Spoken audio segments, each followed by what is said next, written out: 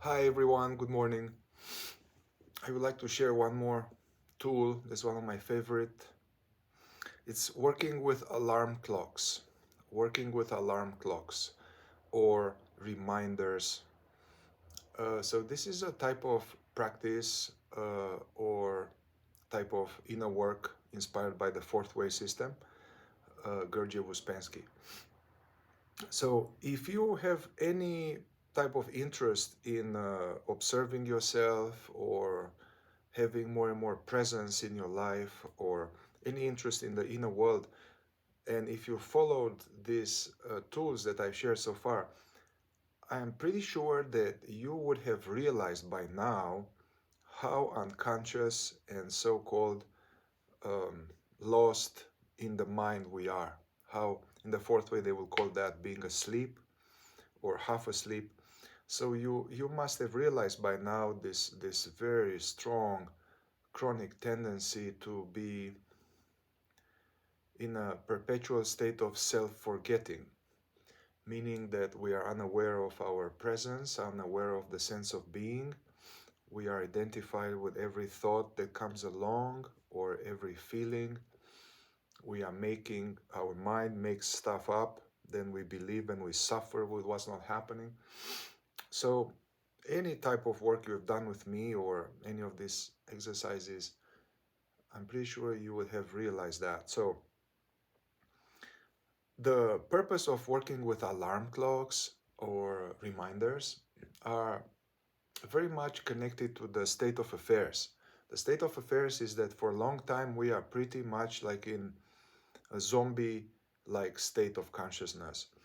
And we forget about the work. We forget about presence. We forget about observing ourselves, of being in the present, staying conscious. We just forget. Why? Well, the whole humanity is like that. When we have raised and educated, conditioned by people, our parents, teachers, university, people who are in a state of self-forgetting, who are not aware of their true self, who are not abiding as the presence. So there's the whole society like that. So it's not your fault, but that's how it is. And in the fourth way, they were aware of this situation and they were recommending that for anybody on this path, doesn't have to be the fourth way, but on a genuine committed path towards awakening, one needs to remind oneself. One needs to remind oneself. So one needs to somehow wake up to a certain degree to remember about these practices and about this effort of being more awake, conscious, observing ourselves, not getting identified. So one has to somehow wake up to a little degree to remember to be awake or to practice. Yeah. So in the fourth way, there was this analogy or analogy or allegory that I love, which very much symbolizes, describes the state of affairs. He was saying that, Gurdjieff was saying that the state of man, as it is left without inner work, or even the state of man, that somebody who, like if you are watching this, it means that you are interested in spirituality, in awakening, and this or that. So the the real condition of even a person interested on the path is like someone who is in a prison, in a maximum security prison, and it's so high level maximum security prison that the prisoner doesn't even know, the inmate doesn't know that he's an inmate. The inmate is dreaming, believing that he is free and he can do whatever he wants, but actually he is in prison. You know, the same thing appears in the allegory of the cave by Plato. So the way to go, they were talking in the fourth way, the way to go to change the situation is that somehow for this inmate, for this prisoner to get together with other prisoners who are in the same prison, who are all interested in escaping the prison. Yeah. And then they need to be very lucky or fortunate to make contact with somebody who was in prison and he escaped now. And then this person uh, sends some maps and and maybe some tools how to dig from this cell, to dig through this corridor and that corridor, and to arrive outside the walls of the prison. Yeah, that's the state of affairs. So we need to receive some methodology or some teaching, ideally coming from some people or somebody who has already escaped the prison of sleep. And then we receive this information how to dig. But then, even if we receive this information how to dig, the problem is that as the inmates, we are asleep. So we forget to dig, we forget what we are doing. So they were saying that it's important to have a group of inmates where we are on the same page and we are committed to this aim. And the advantage of having a group of people is that we very likely are not going to all be asleep at the same time. Yeah, if we are sincere, honest, we work with somebody wise, we are not going to be all asleep at the same time. So we help each other, kind of, hey man, keep digging, hey, stay on track. So from this kind of allegory comes this um, need of working with alarm clocks and reminders to help us, remind us even to do the work. So the purposes of this alarm clocks is to remind us about the necessity to engage in this awareness-based investigation or presence work.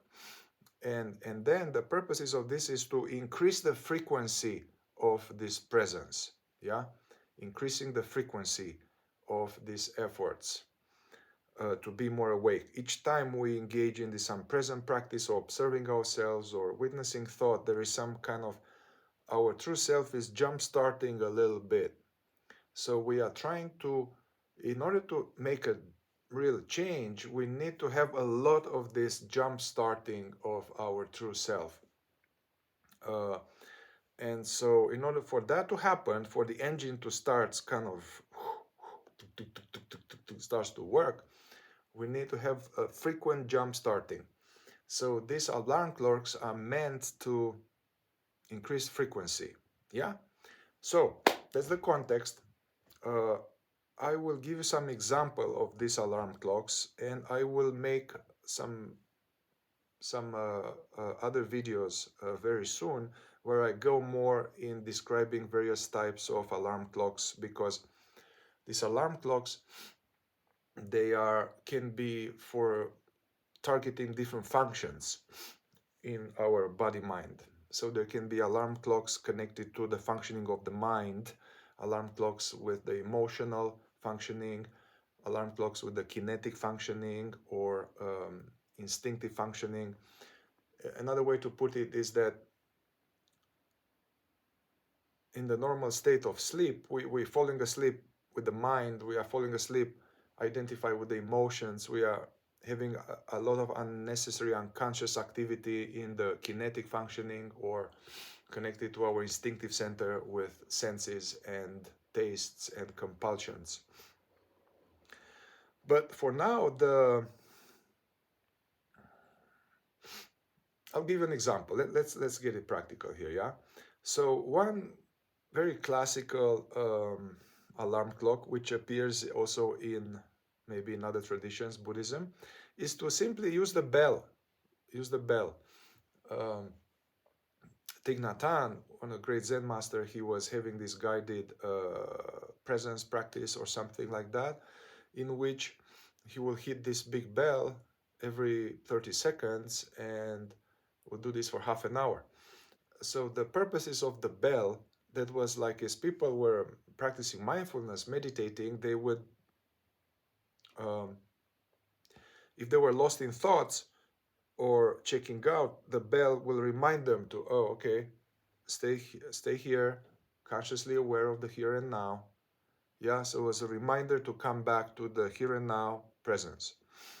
So One good way, and I know some of you are already doing that, I used to do that a lot, is to simply set up some kind of bell on your phone. Since we have these wonderful devices, I don't know where's mine. There are some applications, um, like meditation timer or various bells where you can set it up. You every 20 minutes or every half an hour there is a bell that rings. Yeah. So the exercise is that whenever you hear that bell in your everyday activity, yeah, this is throughout the day or for a few hours, yeah, whenever you hear that bell, take that as almost the bell is saying to you, hey, wake up, remember yourself, wake up, come to the present, be aware of your body, be aware of the world, be aware of the mind, stay conscious right now. And so you may even want to pause your activity if you're hustling or something. And if it is possible and appropriate, you may want to pause that. Stop for a moment. Take a deep breath. Come back to the sense of being aware, sense of your own being, the here and now, witnessing the situation. Just for like 20 seconds, 30 seconds. Then you go back to your activity, trying to remain conscious. Yeah, that's the way to go. So basically now you are going to have maybe every half an hour, every hour, you have this reminder, and you are using this reminder to remind yourself about what really matters, being awake to your life and staying awake as much as you can according to your abilities. Then we'll naturally fall asleep in activities and whatever. Another half an hour, another one. So now you have, I don't know, 15, 20 reminders each day.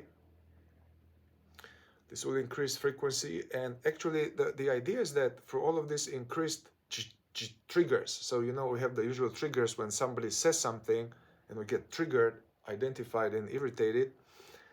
The alarm clocks is like the opposite trigger, is trigger towards presence. So when we use these triggers towards presence or alarm clocks to wake ourselves up, so I described the one with the bell. I described that if it is possible, also stop your kinetic activity, meaning that you hear the bell, stay still for a moment. It helps. However, if you have jobs and stuff and, it's weird, don't stick out, you can engage in this just consciously. Your body can still drive or do whatever. And remember about the work silently. Another type of will be to actually use to change your text tone. Change your text tone. Put another text for like a week or 3 days. It is different. So then whenever you get a text, use that as an alarm clock rather than going like, oh, right away, see, getting identified with this and kind of getting lost in the device. Hearing the new text, the new bell, and pausing for a moment, using that as a reminder to come back to oneself, then go for it. Now, the situation with these alarm clocks, this is just one that I described. I will offer many other types of alarm clocks that have a similar functioning. The thing with these alarm clocks is that they have a limited shelf life. After we use the bell for maybe a few days or a few weeks, it's not going to work, very likely. Meaning that I hear the bell and it's like, yeah, whatever. It's like, it doesn't work anymore, meaning that we are imagining that it wakes us up, but actually we are asleep, dreaming about being awake.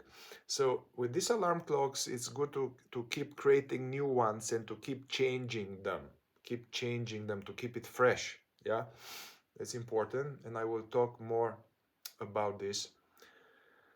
So may this help you, and I will post some more videos on this topic very soon. All right, good luck. Ciao, ciao. Let me know if you have any questions and any observations. Send me a message here or a comment. Ciao.